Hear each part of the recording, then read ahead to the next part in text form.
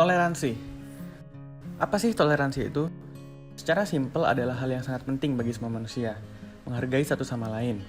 Hal tersebut sudah diajarkan sejak kita kecil, bahkan di sekolah dasar sudah sering diajarkan.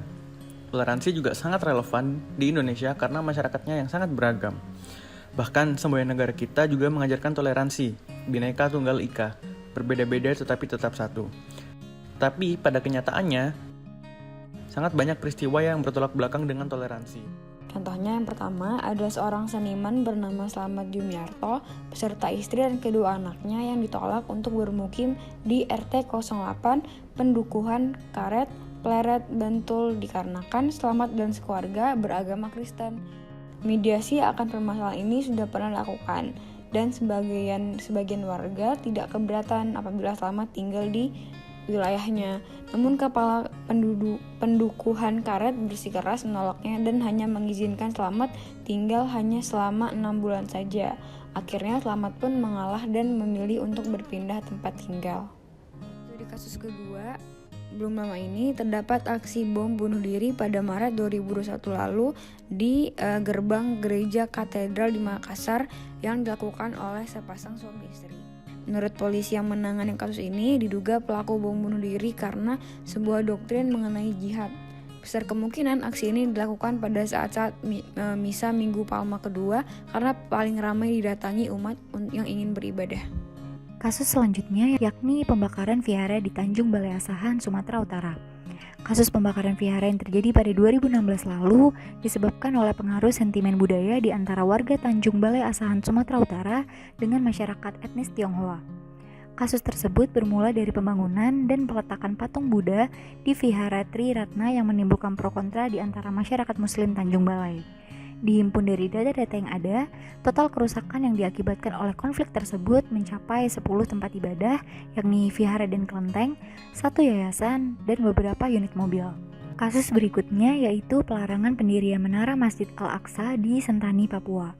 Alasan dibalik tuntutan PGGJ atau Persekutuan Gereja-Gereja Jayapura yang menolak renovasi Masjid Agung Al-Aqsa di Sentani, Papua adalah karena tinggi menara masjid tersebut melebihi gereja di sekitar Jalan Raya Abipura.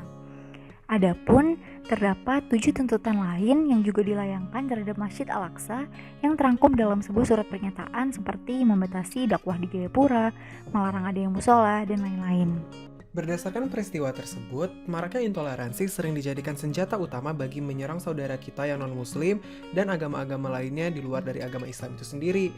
Padahal sudah sangat jelas dalam surat Al-Kafirun, Allah Subhanahu wa Ta'ala berfirman, "Katakanlah, hai orang-orang kafir, aku tidak akan menyembah apa yang kamu sembah dan kamu bukan penyembah Tuhan yang aku sembah. Dan aku tidak pernah menjadi penyembah apa yang kamu sembah dan kamu tidak pernah pula menjadi penyembah Tuhan yang aku sembah. Untukmu agamamu dan untukku agamaku." Quran Surah Al-Kafirun.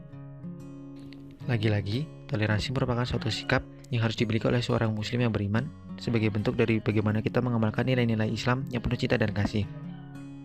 Dengan toleransi, maka kita akan memunculkan rasa aman dan damai dalam masyarakat terhadap sesama identitas maupun orang yang berbeda identitas dengan kita. Berikut adalah langkah-langkah untuk menjadi lebih toleran di masyarakat.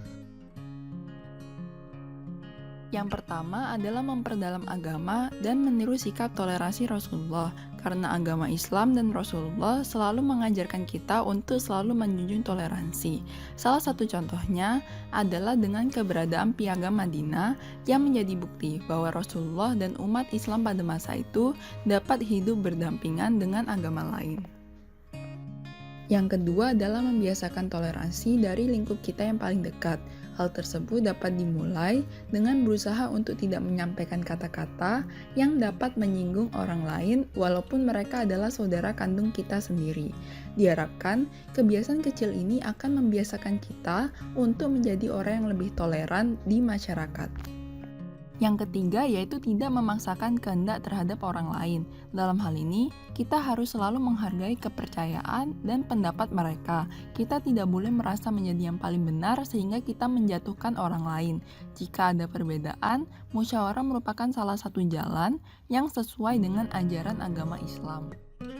Nah, Maka dari itu, sebagai seorang muslim, kita wajib menjunjung tinggi nilai-nilai toleransi terhadap sesama manusia meskipun berbeda identitas, agama, suku, dan sebagainya. Karena pada dasarnya Islam sendiri tidak mempermasalahkan adanya perbedaan selama tidak mengenai akidah dari Islam itu sendiri. Dan apapun yang terjadi, Islam sendiri mengajarkan bagaimana kita menghormati sesama manusia dalam kaitannya dengan hubungan kita juga dengan sesama.